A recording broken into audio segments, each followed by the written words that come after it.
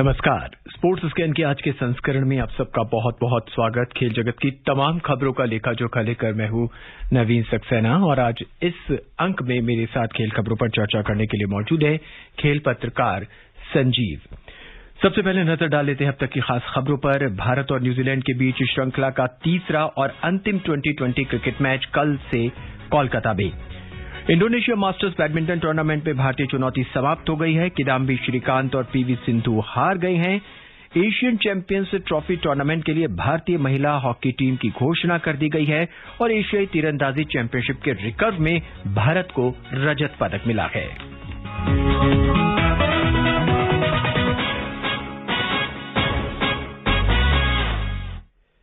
भारत ने दूसरे 2020 cricket match में न्यूजीलैंड को 7 विकेट से हरा दिया और इसके साथ ही भारत ने 3 मैचों की श्रृंखला में 2-0 की अजय बढ़त बना ली है। श्रृंखला का तीसरा और अंतिम मुकाबला कल शाम 7 बजे से कोलकाता में खेला जाएगा। रांची में कल न्यूजीलैंड ने पहले बल्लेबाजी करते हुए निर्धारित 20 ओवर में 6 विकेट पर 153 रन बनाए। जवाब में भारत ने 3 विकेट खोकर 18वें ओवर में ही जीत का लक्ष्य हासिल कर लिया। चर्चा करेंगे इस पर, लेकिन सुनते हैं मुकेश की ये रिपोर्ट।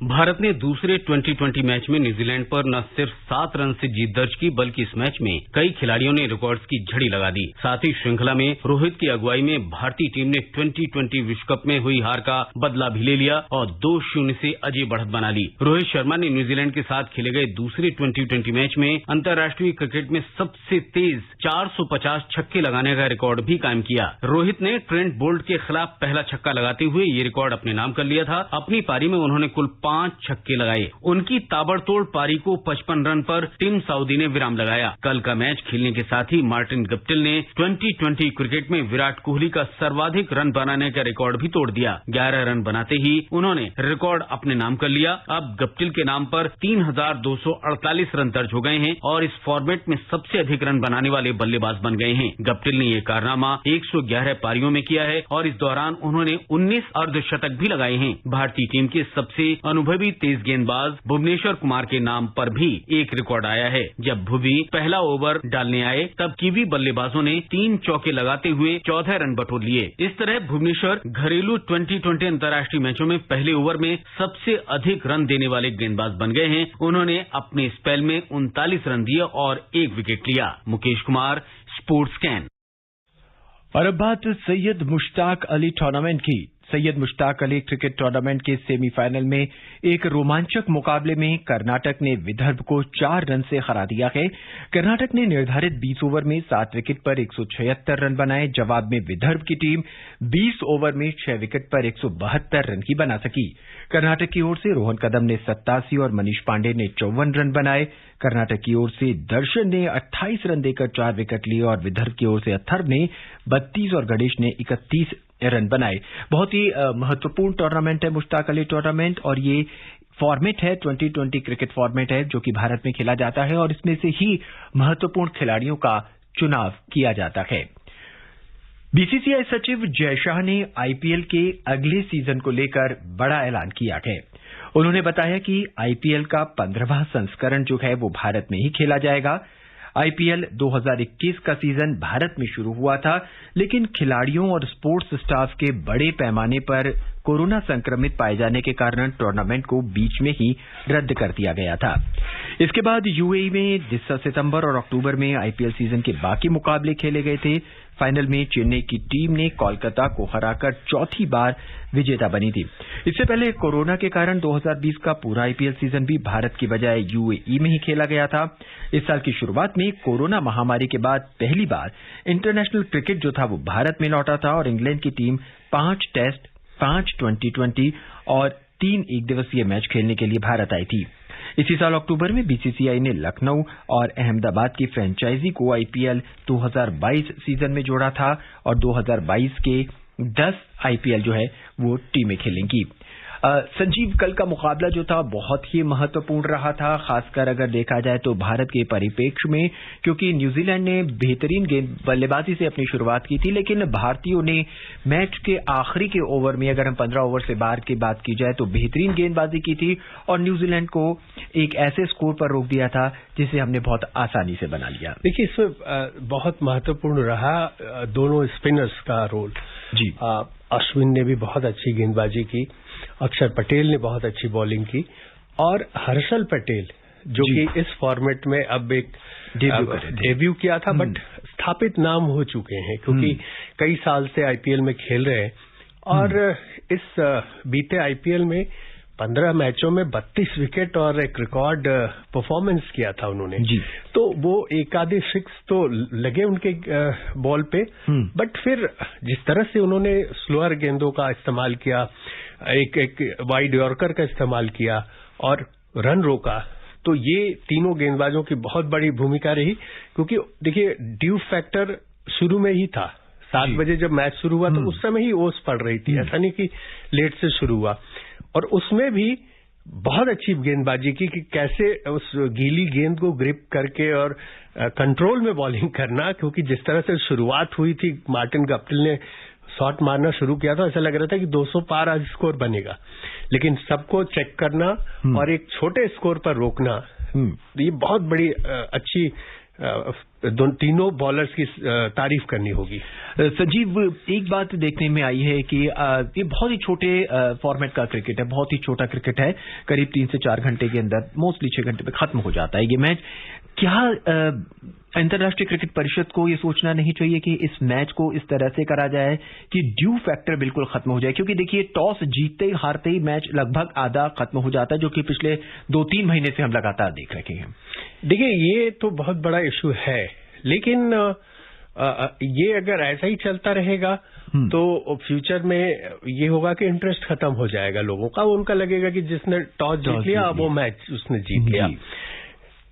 इसका एक ही उपाय है कि इसको आप पहले शुरू करें, दिन में करें, लेकिन फिर वहां पे क्या होता है, फिर पैसे वाला फैक्टर आता है जी। जो प्राइम टाइम होता है वहां पे बहुत सारे दर्शक मिलेंगे, लेकिन फिर भी मुझे लग रहा है कि जिनको शौक है, अगर ये मैच 3 बजे से भी खेला जाता है दोपहर में, जहां पे कोई उसका फैक्टर नहीं होगा, तो लोग देखेंगे जी। क्योंकि मैं देख रहा था मोबाइल ऐप पर भी अब 70 लाख 80 लाख लोग लाइव देखते हैं जी।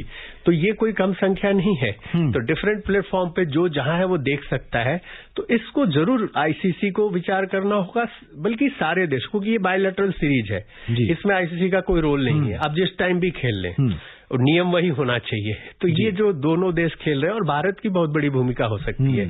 भारतीय बोर्ड अगर चाहता है कि अगर मैच को रोचक बनाइए, क्योंकि देखिए आप हम सब यही डिस्कस कर रहे हैं और हमारे तमाम सुनने वाले भी यही सोचते होंगे कि अच्छा ये टॉस भारत ने जीत लिया, चलो मैच तो भारत को ही जीतना है जी।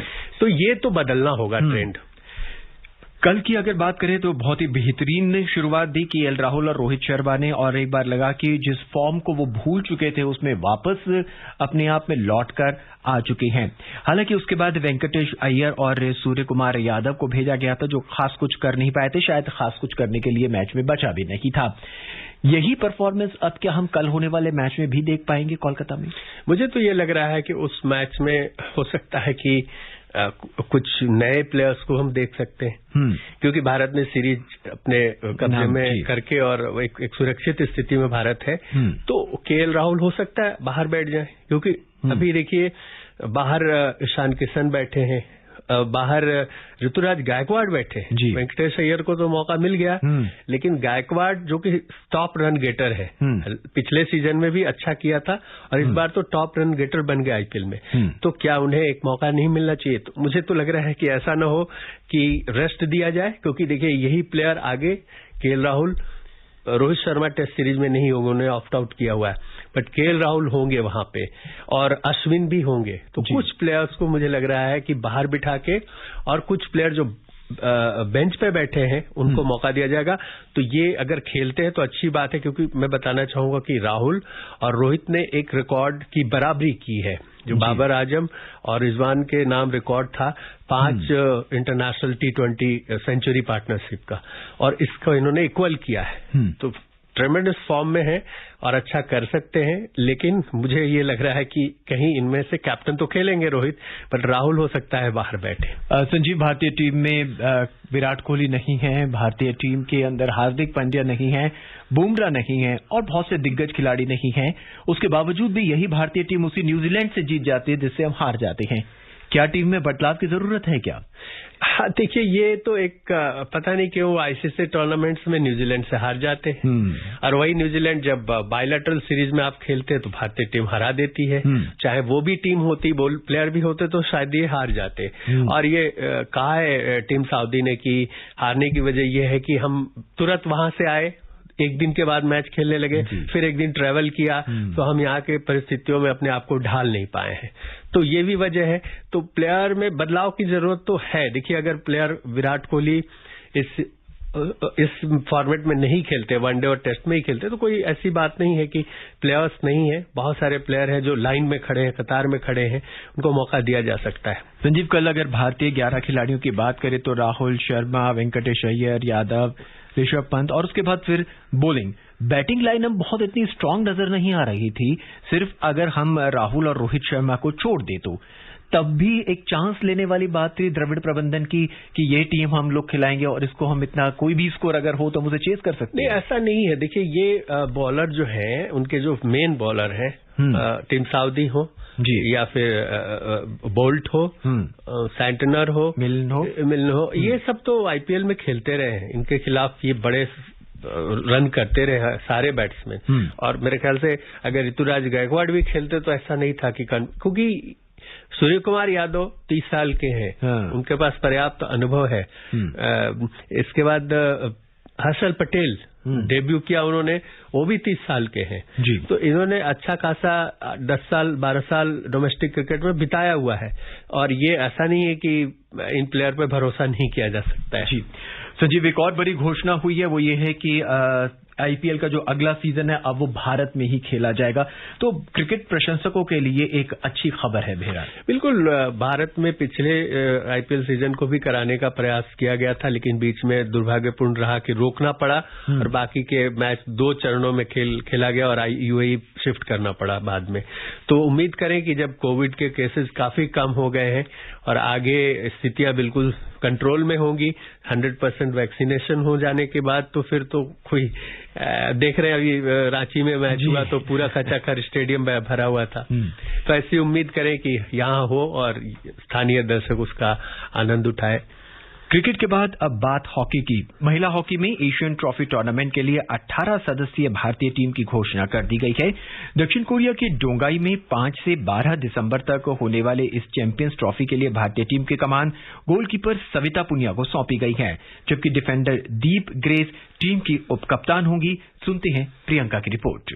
भारतीय टीम 5 दिसंबर से थाईलैंड के खिलाफ एशियन चैंपियंस हॉकी टूर्नामेंट में अपने अभियान की शुरुआत करेगी। 6 दिसंबर को भारत और मलेशिया का मुकाबला होगा, जबकि 8 दिसंबर को भारतीय टीम कोरिया के साथ, 9 दिसंबर को चीन के साथ और 11 दिसंबर को जापान के साथ मुकाबला करेगी। नियमित कप्तान रानी रामपाल को आराम दिया गया है। टोक्यो ओलंपिक में खेलने वाली फॉरवर्ड लालरेमसियामी और शर्मिला देवी तथा मिडफील्डर सलीमा टेटे भी टीम में नहीं है। ये तीनों जूनियर टीम का हिस्सा हैं जो 5 दिसंबर से दक्षिण अफ्रीका में FIH विश्व कप खेलेंगी। टीम में नमिता टोपे और लिलिमा मिंज भी शामिल हैं। फॉरवर्ड पंक्ति की कमान वंदना कटारिया और नवनीत कौर संभालेंगी। उनके साथ राजविंदर कौर, मरियाना कुजूर और सोनिका हैं। मिडफील्डर में सुशीला चानू, पुखरामबम, दिशा, मोनिका, नेहा और ज्योति हैं। Priyanka Arora, sports can.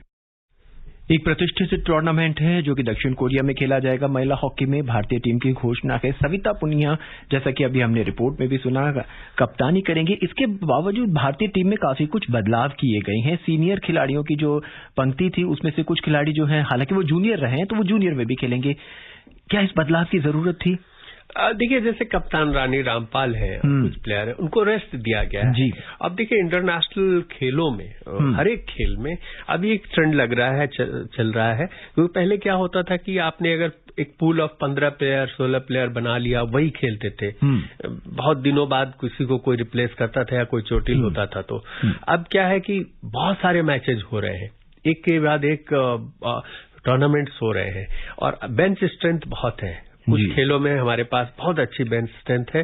तो अगर कोई प्लेयर ऑप्ट आउट करता है, आराम चाहता है, तो उसका सब्स्टिट्यूट है, उसको एक्सपोजर मिलना चाहिए। और सविता पुनिया जो कि FIH प्लेयर ऑफ द वो गोलकीपर, उनको बेस्ट गोलकीपर चुना गया था। तो अनुभवी खिलाड़ी हैं और उनको कप्तानी दी गई है, कुछ नए खिलाड़ियों को शामिल किया गया है, तो ये बहुत अच्छी बात है क्योंकि भविष्य के लिए भी देखना है। पर संजीव, ओलंपिक में पार्टिसिपेट करने वाली बहुत सी महिला खिलाड़ी इस टीम में नहीं होंगी, जबकि बहुत ही प्रतिष्ठित टूर्नामेंट है। क्या कुछ लगता है कि कहां तक पहुंच पाएंगे इस टूर्नामेंट के? देखिए, मुझे तो ये लग रहा है कि अच्छा करना चाहिए। अगर नहीं भी करें तो इन जो प्लेयर्स हैं, देखिए हाल फिलहाल प्लेयर्स को बहुत एक्सपोजर मिला है, 4th पोजीशन पर आने के बावजूद बहुत सारे इनाम मिले हैं, शाबाशी मिली है, तो बहुत उत्साहित है प्लेयर। जो बेंच पर भी बैठे हैं, जो जूनियर प्लेयर्स भी हैं, वो कुछ कर गुजरने के लिए बिल्कुल तैयार है। तो ये जो प्लेयर, देखिए अब अगले ओलंपिक की बात करें, क्योंकि निगाहें सबसे ज्यादा लोगों की ओलंपिक पे होती है कि क्या करती है टीम, तो उसके लिए भी देखना है। हो सकता है इस टूर्नामेंट में बहुत अच्छा ना करे, लेकिन उन प्लेयर को जो अनुभव मिलेगा वो आगे काम आएगा। पेरिस में जब 3 साल बाद हम ओलंपिक्स में उतरेंगे, तो तैयारी उसकी है, ना कि इमीडिएट हमको देखना चाहिए कि चलो जी यहाँ पर हम मेडल नहीं जीत सके। लेकिन उम्मीद है कि भारतीय टीम आगे तक जाएगी। हालांकि संजीव, एशियन अगर कॉन्टिनेंट की बात करें तो भारतीय टीम का तो वर्चस्व है ही यहाँ पर। मुख्य मुकाबला मुझे लगता है सिर्फ मलेशिया से होगा। हाँ बिल्कुल, टक्कर उनसे मिलेगी। और अब बात बैडमिंटन की।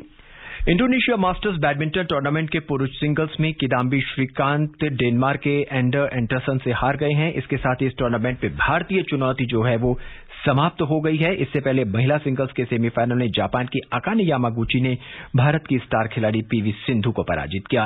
एक बार फिर भारत के दोनों खिलाड़ी सेमीफाइनल में पहुंचे। ये पिछले 2-3 टूर्नामेंट से हम लगातार देखते आ रहे हैं। 2-3 ही नहीं, देखिए सिंधु ने ओलंपिक्स में भी मेडल तो जीता है, ब्रॉन्ज मेडल जीत लिया। उसके पहले अगर 2 साल में देखें, वर्ल्ड चैंपियन जब बनी थी 2 साल पहले अगस्त में, उसके बाद से कंसिस्टेंटली वो टूर्नामेंट्स में तो सेमीफाइनल में पहुंचना, क्वार्टर फाइनल में पहुंचना, फाइनल में पहुंचना, वहां तक तो पहुंच रही हैं, बट खिताब नहीं जीत पा रही हैं।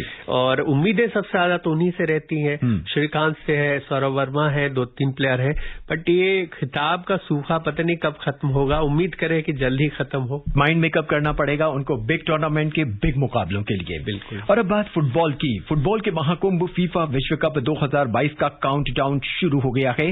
फीफा विश्व कप 2022 कतर में खेला जाएगा। फीफा विश्व कप 2022 28 दिन तक चलेगा, जबकि रूस में पिछला टूर्नामेंट 32 दिन तक खेला गया था। सुनते हैं मनीषा को। फीफा विश्व कप 2022 में अब लगभग 1 साल का समय बचा है। इसके लिए कतर के स्टेडियमों में तैयारियां लगभग समाप्ति की ओर है। ये इस टूर्नामेंट का 22वां संस्करण होगा। वर्ल्ड कप 2022 के ग्रुप चरण के मुकाबले 12 दिन तक चलेंगे, जिसमें रोजाना 4 मैच खेले जाएंगे। 21 नवंबर को अल्बायत स्टेडियम में इस टूर्नामेंट की शुरुआत होगी। फाइनल 18 दिसंबर को लुसेल स्टेडियम में खेला जाएगा। टूर्नामेंट के ज्यादातर मैच कतर की राजधानी दोहा में खेले जाएंगे। ये टूर्नामेंट दोहा के लगभग 8 स्टेडियमों में होंगे। टीमों और प्रशंसकों को मैच देखने के लिए विमान से एक जगह से दूसरी जगह जाने के लिए जरूरत नहीं होगी। प्रशंसकों की सुविधा के लिए स्टेडियम 30 मील के दायरे में बनाए गए हैं। टूर्नामेंट के दौरान मुकाबले भारतीय समयानुसार दोपहर 3:30 बजे से होंगे। ग्रुप मैच भारतीय समयानुसार दोपहर 3:30, शाम 6:30, 9:30 और रात 12:30 बजे होंगे। नॉकआउट मैच रात 8:30 और 12:30 बजे से होंगे। ग्रुप चरण और प्री क्वार्टर फाइनल मुकाबले के बीच कोई ब्रेक नहीं होगा। अधिकतर टीमों को मैचों के बीच में 3 दिन का आराम मिलेगा। फीफा टूर्नामेंट का ड्रॉ मार्च 2022 के अंत में या अप्रैल 2022 के शुरू में कराने की योजना बना रहा है। तब तक फाइनल्स में खेलने वाली 32 में से 30 टीमें तय हो जाएंगी। ये अंतिम विश्व कप है जिसमें 32 टीमें हिस्सा ले रही हैं। इसके बाद अमेरिका, कनाडा और मैक्सिको की संयुक्त मेजबानी में होने वाले 2026 विश्व कप में 48 देश हिस्सा लेंगे। Manisha Khanna, sports can. संजीव, बहुत संक्षेप में फुटबॉल। हाँ, देखिए ये इनका जो फैसला है अच्छा है और मुझे लगता है कि होना चाहिए था और इन्होंने वो स्टेप्स उठाए हैं। तो और बहुत जल्दी जो फुटबॉल प्रशंसक है वो अगले साल फुटबॉल के तमाम बड़े विश्व कप को देख पाएंगे। बिल्कुल बिल्कुल। वक्त बहुत कम है। एक बार फिर चलते चलते खबरों पर एक नजर डालते हैं। भारत और न्यूजीलैंड के बीच श्रृंखला का तीसरा और अंतिम 2020 क्रिकेट मैच कल से कोलकाता में खेला जाएगा और एशियाई तीरंदाजी चैंपियनशिप के रिकर्व में भारत को रजत पदक मिला है। संजीव, हमसे जुड़ने के लिए आपका बहुत बहुत धन्यवाद। नमस्कार। मुझे यानी नवीन को दें इजाजत। नमस्कार।